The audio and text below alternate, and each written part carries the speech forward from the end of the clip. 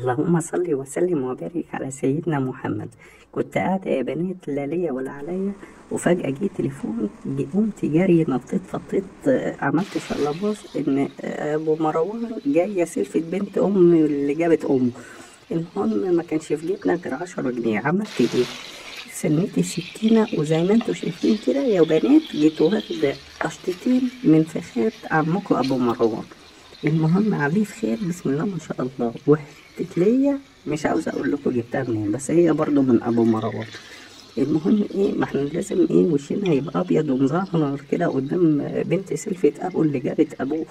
فالمهم ايه، جيت جايبة حبة فلفل اخضر وجيت منزلاها عشان ايه بقى، دي كنت مستقضياها من جارتنا اللي فوق، بسبب ان هي كانت بتعمل نشير وعمالة تنقط علينا.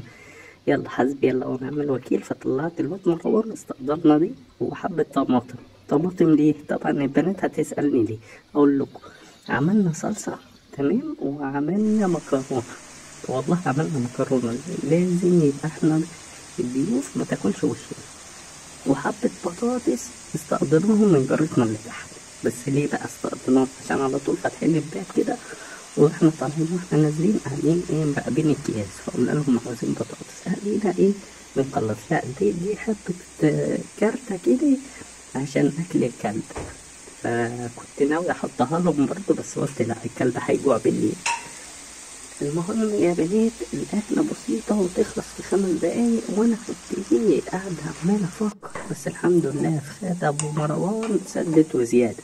المهم يا بنات خلي بالكم وانتوا بتاخدوا من فخدة كشكو وما تاخدوش جامد عشان يعرف ينزل الشغل. برضه الراجل ليه واجبات علينا وما ينفعش ايه يعني نيجي عليه زيادة. هو حتتين حلوين. وبعدين حبة البطاطس برضو اهو بيسدوا الجوع. بصوا طبق وحطيت طبق تاني. ليه بقى؟ عشان ايه؟ انا عارفة العيلة دي مجوعة وعينيها ايه ما تملهاش الا التراب. المهم حبة المكرونة، كيس المكرونة يا بنات بقى ب9 جنيه. وبصوا شفت الطبق الازرق ده والله مستقضيها ب5 جنيه ونص، الراجل ضحك عليا تقريبا. المهم كنت هشيل الحبة دول للواد مروان ياكلهم بالسكر كده عارفينه، بس ابو مروان زعق فيا وقال لي حطي حطي يا وليد. فالمهم حطيت وقلبت وايه، شوفوا الحمد لله.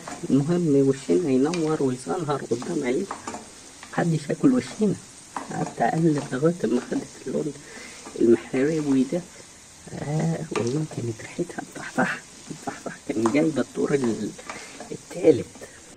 المهم دي ازازة ابو مروان بنوديها لمروان بالزمزمية. وكنت بعمل كوباية شاي عشان دماغي صفرت والله من كتر التعب. لا ده كده بوريهولكم ان احنا عندنا ميكروويف ما بذلكم.